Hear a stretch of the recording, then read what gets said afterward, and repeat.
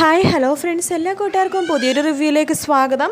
അങ്ങനെ നമ്മുടെ നേഴ്സ് ഗോവിന്ദൻ്റെ അടുത്തേക്ക് വരുവാണ്. അതിനുശേഷം ഗോവിന്ദനോട് പറയുന്നുണ്ട്, സർ ഞാനാണ് സാറിനെ വിളിച്ചത്, എൻ്റെ പേര് ആൻമരിയ എന്നാണ്, തിരുവല്ലക്കാരിയാണെന്നൊക്കെ ഇങ്ങനെ പറയുവാണ്. അതിനുശേഷം ഗോവിന്ദനോട് പറയുന്നുണ്ട്, സാറിൻ്റെ ഭാര്യനെ ഓപ്പറേഷൻ തിയേറ്ററിൽ കയറ്റുന്ന മുമ്പ് ഓർണമെൻറ്റ്സ് ഒക്കെ അഴിച്ച് വെച്ചിരുന്നു എന്ന് പറഞ്ഞിട്ട് ഓർണമെൻറ്റ്സ് ഗോവിന്ദൻ്റെ കയ്യിലേക്ക് ഏൽപ്പിക്കുകയാണ്. വിറച്ച് ഗോവിന്ദ ആ ഓർണമെൻറ്റ്സ് കൈകളിൽ മേടിക്കുവാണ്. അതിനുശേഷം നോക്കുമ്പോൾ ആ താലിമാലയുടെ താലിയുടെ ചുറ്റുമൊക്കെ ബ്ലഡും കാര്യങ്ങളും ഇപ്പോഴും ഉണ്ട് കേട്ടോ. ആ താലിമാല ഗോവിന്ദ ശരിക്കും ഒന്ന് നോക്കുവാണ്. അതിനുശേഷം ആ താലി ഇങ്ങനെ പിടിച്ചുകൊണ്ടിരിക്കുകയാണ്. ഇതെല്ലാം തന്നെ വിജയലക്ഷ്മി തൊട്ടപ്പുറത്തുനിന്ന് കാണുന്നുണ്ട്.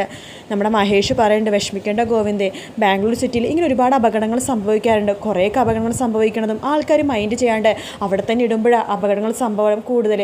പക്ഷേ ഇവിടെ ഗീതുവിൻ്റെ കാര്യത്തിൽ നേരെ തിരിച്ച അപകടം പറ്റിയ ആ സ്പോട്ടിൽ തന്നെ ഒരു സ്ത്രീ അവളെ അപ്പം തന്നെ വണ്ടി കയറ്റിക്കൊണ്ടുവന്നു, അതുകൊണ്ട് മാത്രം രക്ഷപ്പെട്ടെന്ന് പറയുമ്പോൾ ഗോവിന്ദ് പറയുന്നുണ്ട്, ആ സ്ത്രീ ആരാണെന്ന് എനിക്കറിയില്ല, ആരായാലും എനിക്കിപ്പോൾ ദൈവത്തിന് തുല്യമാണ് അവരില്ലായിരുന്നെങ്കിൽ എൻ്റെ ഗീതു ഇപ്പോൾ ഉണ്ടാവില്ലായിരുന്നല്ലോ എന്ന് പറയുമ്പോൾ വിജയലക്ഷ്മി മാമിനെ ഭയങ്കര സങ്കടമാവാൻ കേട്ടോ.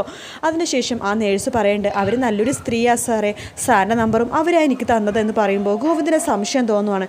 എൻ്റെ നമ്പർ തന്നോ, അതാരാണ് ആ സ്ത്രീ എന്ന് ചോദിക്കുമ്പോഴേക്കും നമ്മുടെ വിജയലക്ഷ്മി സുബ്രഹ്മണ്യം ആകെ വേർത്ത് കുളിക്കുക കേട്ടോ. ഈശ്വര, സത്യങ്ങളെല്ലാം അറിയുമല്ലോ എന്നൊക്കെ വിളിച്ച് പേടിച്ചിങ്ങനെ നിൽക്കുവാണ്.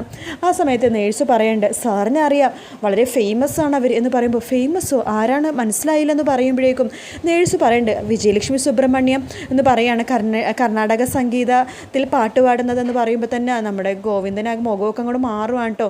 മഹേഷിനും എന്ത് പറയണമെന്നറിയില്ല. ഗോവിന്ദ് കുറച്ചു നേരം അന്തം വിട്ടിങ്ങനെ നിൽക്കുവാണ്. വിജയലക്ഷ്മിയാണല്ലോ രക്ഷിച്ചത് എന്ന് ആലോചിച്ചിട്ട്. നമ്മുടെ വിജയലക്ഷ്മിയാണെന്നുണ്ടെങ്കിൽ ഗോവിന്ദ് കാണുന്ന പതുക്കെ ആ സാരി തുമ്പ് കൊണ്ട് തലയൊക്കെ മൂടിയതിന് ശേഷം വേഗം പുറത്തേക്ക് ഇറങ്ങുവാണ്. ഗോവിന്ദ് ഒരു നിമിഷത്തേക്ക് അവിടെ ഇരുന്ന് പോവാൻ കേട്ടോ. തൊട്ടപ്പുറം മഹേഷും ഇരിക്കുന്നുണ്ട്. മഹേഷിന് എന്ത് പറയണമെന്നറിയില്ല. അങ്ങനെ വിജയലക്ഷ്മി വേഗം തന്നെ ഗോവിന്ദ് കാണാണ്ട് വേഗം തന്നെ വണ്ടിയിൽ കയറി ഇരുന്നിട്ട് ഡ്രൈവറോട് വണ്ടി എടുക്കുക പെട്ടെന്ന് എന്ന് പറയുവാണ്. അങ്ങനെ വണ്ടിയിൽ പോകുന്ന സമയത്ത് വിജയലക്ഷ്മിയുടെ ഉള്ളിൽ മുഴുവൻ ഗീതുവിനെ കുറിച്ചുള്ള ഓർമ്മകൾ മാത്രമായിരുന്നു കേട്ടോ. എങ്ങനെയാണെങ്കിലും ഗീതുവിനൊന്ന് രക്ഷിക്കാൻ സാധിച്ചല്ലോ, അതിൻ്റെ ആശ്വാസത്തിലാണ് അവർ.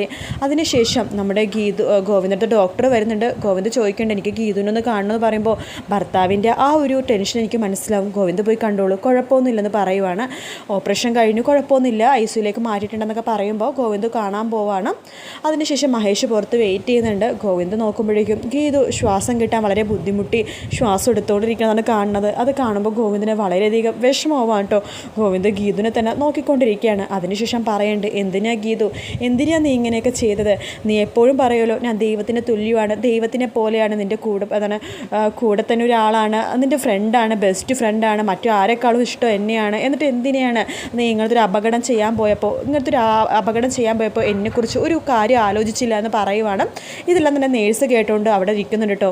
നേഴ്സ് വേഗം ഗോവിന്ദൻ്റെ അടുത്ത് വരുന്നുണ്ട്. സാർ വിഷമിക്കേണ്ട, ഏറ്റവും നല്ല ഹോസ്പിറ്റൽ തന്നെയാണിത്, ഗീതു മാഡം എത്രയും പെട്ടെന്ന് ശരിയാവും കേട്ടോ എന്ന് പറയുമ്പോൾ ഗോവിന്ദ് പറയുന്നുണ്ട്, ഗീതുവിനെ എനിക്ക് എങ്ങനെയെങ്കിലും തിരിച്ചു വേണം നേഴ്സ്, എനിക്ക് അവളെ അത്രയ്ക്ക് ഇഷ്ടമാണ് എന്നിങ്ങനെ പറഞ്ഞിട്ട് ആ താലിമാല കയ്യിലെടുക്കുവാനിട്ട് നേഴ്സിനോട് പറയുന്നുണ്ട്, അവളെ ഏറ്റവും കൂടുതൽ ഈ ലോകത്ത് ഇഷ്ടപ്പെടുന്നത് ഈ താലിയാണ്. ഈ താലി അവളുടെ ശരീരത്തിൽ നിന്ന് ഊരിയെന്ന് പറഞ്ഞാൽ അവൾക്കത് സഹിക്കാൻ പറ്റില്ല. ഈ താലിക്ക് വേണ്ടി അവൾ എന്ത് വേണമെങ്കിലും ചെയ്യും. അതുകൊണ്ട് എനിക്ക് ഈ താലി അവളുടെ കഴുത്തിൽ ഒന്ന് അണിയിക്കണം എന്ന് പറയുമ്പോൾ നേഴ്സ് പറയുന്നുണ്ട്, അയ്യോ സാറേ ക്ഷമിക്കണം, ഓപ്പറേഷൻ തിയേറ്ററിൽ നിന്ന് ICU ഒന്നും പുറത്തിറങ്ങാണ്ട് വാർഡിലേക്ക് ആക്കാണ്ട് ആഭരണങ്ങളൊന്നും അണിയിക്കാൻ പാടില്ല എന്നാണെന്ന് പറയുമ്പോൾ പ്ലീസ് ഞാനൊന്ന് അണിത് കൊടുത്തോട്ടെ എന്ന് പറയുമ്പോൾ നേഴ്സ് പറയുന്നുണ്ട്, എന്നാൽ ഞാൻ ഡോക്ടറോട് ചോദിച്ചിട്ട് വരട്ടെ എന്ന് നേഴ്സ് പറയുവാണ് കേട്ടോ. ശരി, ഡോക്ടറോട് ചോദിച്ചിട്ട് വരാമോ എന്ന് നേഴ്സ് ചോദിക്കുന്നുണ്ട് ഗോവിന്ദ്. അതിനുശേഷം നിങ്ങൾ ഇട്ട് കൊടുത്താലും മതി, കുഴപ്പമൊന്നുമില്ലെന്ന് പറയുവാണ്. അപ്പോഴേക്കും ഡോക്ടർ അങ്ങോട്ട് വരുന്നുണ്ട്. ഡോക്ടർ ചോദിക്കേണ്ടത്, എന്ത് പറ്റി ഗോവിന്ദൻ ചോദിക്കുമ്പോൾ, അതെ ഈ മാല ഒന്ന് നേഴ്സിനോട് ഇട്ട് കൊടുക്കാൻ പറയുമോ ഗീതുവിന്, അവൾക്ക് വലിയ കാര്യമാണ് ഈ മാല, അവളുടെ ജീവനാണ് ഇതെന്ന് പറയുമ്പോൾ നമ്മുടെ ഡോക്ടർ നേഴ്സിനോട് പറയുന്നുണ്ട്, ഗോവിന്ദന് 2 ഗ്ലൗസ് കൊടുക്കൂ. ഗോവിന്ദ് തന്നെ ഈ മാല ഗീതുവിൻ്റെ കഴുത്തിലിട്ട് കൊടുത്തോളൂ എന്ന് പറയുമ്പോൾ ഗോവിന്ദന് ഭയങ്കര സന്തോഷമാവാം കേട്ടോ. താങ്ക് യു സോ മച്ച് എന്നൊക്കെ പറഞ്ഞിട്ട് ആ ഗ്ലൗസൊക്കെ വേഗം നേഴ്സിൻ്റെ കയ്യിൽ നിന്ന് മേടിച്ചിട്ട് ആ താലി ഊരുകയാണ്. കൊളുത്ത് ഊരിന് ശേഷം കുറച്ച് നേരം ആ താലി തന്നെ നോക്കിക്കൊണ്ടിരിക്കുകയാണ്. ഗീതു പറഞ്ഞ കുറേ കാര്യങ്ങളൊക്കെ ആലോചിക്കുകയാണ്. ഈ താലി ഞാൻ തരത്തില്ല, ഈ താലി എന്നും എൻ്റെ അടുത്ത് ഉണ്ടാവും എന്നൊക്കെ പറഞ്ഞ് ആ ഡയലോഗുകളൊക്കെ നമ്മുടെ ഗോവിന്ദ് ആലോചിക്കുകയാണ്. അതിനുശേഷം കൊളുത്തെടുത്തതിന് ശേഷം ഗീതുവിൻ്റെ തല പതുക്കെ പൊക്കി കൊടുക്കുകയാണ് നമ്മുടെ നേഴ്സ്. ഗോവിന്ദ് പതുക്കെ താലി എടുത്തിട്ട് ഗീതുവിൻ്റെ കഴുത്തിലൂടെ ചുറ്റി അത് കൊളുത്ത് അമർത്തിയതിന് ശേഷം മാലയാക്കി തന്നെ ഇടുവാണ്. ഗോവിന്ദിന് അപ്പോഴാണ് സമാധാനമാവണത്. നേഴ്സിനും ഭയങ്കര സന്തോഷമാവുന്നുണ്ട്. ഡോക്ടറും ഒരുപാട് സന്തോഷത്തിലാണ്. ഗോവിന്ദ് ഹാപ്പി ആയോ എന്ന് ഡോക്ടർ ചോദിക്കുമ്പോൾ വളരെയധികം നന്ദിയുണ്ട് എന്ന് ഡോക്ടറോട് പറയുവാണ് കേട്ടോ. അങ്ങനെ ഗീതു ആ താലിമാല അണിതിട്ട് അങ്ങനെ കിടക്കുവാണ്. അത് കുറച്ച് നേരം നോക്കിക്കൊണ്ടിരിക്കുകയാണ് ഗോവിന്ദ്. ഗീതു താലിമാല ഇട്ടതിന് ശേഷമാണെന്നറിയില്ല കുറച്ച് ശ്വാസം നല്ല രീതിയിൽ തന്നെ എടുക്കുന്നുണ്ട് കേട്ടോ. അത് കാണുമ്പോൾ ഗോവിന്ദിനും നല്ല ആശ്വാസം ആവുകയാണ്. അതിനുശേഷം പിന്നെ കാണിക്കണത് ഗോവിന്ദ് ആകെ ടെൻഷൻ അടിച്ച് പുറത്ത് നിൽക്കുന്നതാണ്. തൊട്ടടുത്ത് തന്നെ നമ്മുടെ മഹേഷുണ്ട്. അമ്മ വിളിക്കുന്നുണ്ട്, നീ സംസാരിക്കും മഹേഷേ, എനിക്കിപ്പോൾ സംസാരിക്കാൻ പറ്റില്ലെന്ന് പറയുവാണ്. രാധികാമ്മയാണ്. കണ്ണ നീ എവിടെയാണെന്ന് ചോദിക്കുമ്പോൾ കണ്ണനല്ല, ഞാൻ മഹേഷാണ്. മഹേഷോ? എന്താ മഹേഷ് അവൻ ഫോൺ എടുക്കാത്ത, എന്തെങ്കിലും കുഴപ്പമുണ്ടോ? ഗീതു ആക്സിഡൻറ്റ് പറ്റുമോ ആൻറ്റി? ഇപ്പോൾ ഹോസ്പിറ്റലാണ്, ഐസിയുലാണ്, വളരെ സീരിയസ് ആണ് എന്നിങ്ങനെ പറയുവാണ്. ഐസിയുലോ ഹോസ്പിറ്റലിലോ എന്നൊക്കെ രാധികാമ്മ ഇങ്ങനെ ചോദിക്കുകയാണ്. അപ്പോഴേക്കും നമ്മുടെ ഇതൊക്കെ കേട്ട് കാഞ്ചന രേഖ വരുന്നുണ്ട്. അമ്മേ എന്ത് പറ്റി ഗീതുക്കം ചോദിക്കുമ്പോൾ ഞാൻ ചോദിക്കട്ടെ നിൽക്കെന്ന് പറയുവാണ്. രാധികാമ്മ മഹേഷിനോട് പറയുന്നുണ്ട്, ഞാൻ അങ്ങോട്ട് വരട്ടെ മഹേഷ് എന്ന് ചോദിക്കുമ്പോൾ വേണ്ട മാഡം ഞാൻ ഇവിടെ തന്നെ ഉണ്ട്, എന്നാൽ കണ്ണൻ്റെ കൂടെ തന്നെ ഉണ്ടാവണേ, അവൻ്റെ കൂടെ തന്നെ ഉണ്ടാവണേ എന്ന് പറഞ്ഞിട്ട് ഫോൺ വെക്കുകയാണ്. എന്തെങ്കിലും ആവശ്യമുണ്ടെങ്കിൽ വിളിക്കണോട്ടാന്ന് പറഞ്ഞതിന് ശേഷം അതിനുശേഷം കാഞ്ചന കേട്ട പാതി കേൾക്കാത്ത പാതി എല്ലാ കാര്യങ്ങളും പോയി അയ്യപ്പേട്ടനോട് പറയാണ്. നമ്മുടെ ഗീതുമോളെ ഹോസ്പിറ്റലിൽ കിടക്കുക, ഐസിയുയിൽ മരണം എപ്പോൾ വേണമെങ്കിലും സംഭവിക്കാമെന്നൊക്കെയാണ് പറഞ്ഞത്. മഹേഷ് മാമനെ വിളിച്ചു പറഞ്ഞത് എന്നൊക്കെ പറയുമ്പോഴേക്കും നമ്മുടെ അയ്യപ്പേട്ടനും ആകെ നെട്ടുവാട്ടോ. അയ്യപ്പേട്ടൻ ആകെ പേടിച്ചിരിക്കുവാണ്. ഈശ്വര ഭഗവാനെ ഗീതുമോളെ കാത്തോളേ എന്നൊക്കെ പറഞ്ഞ് പ്രാർത്ഥിക്കുകയാണ്. രാധികമ്മക്കാണെങ്കിൽ ഭയങ്കര സന്തോഷം കേട്ടോ.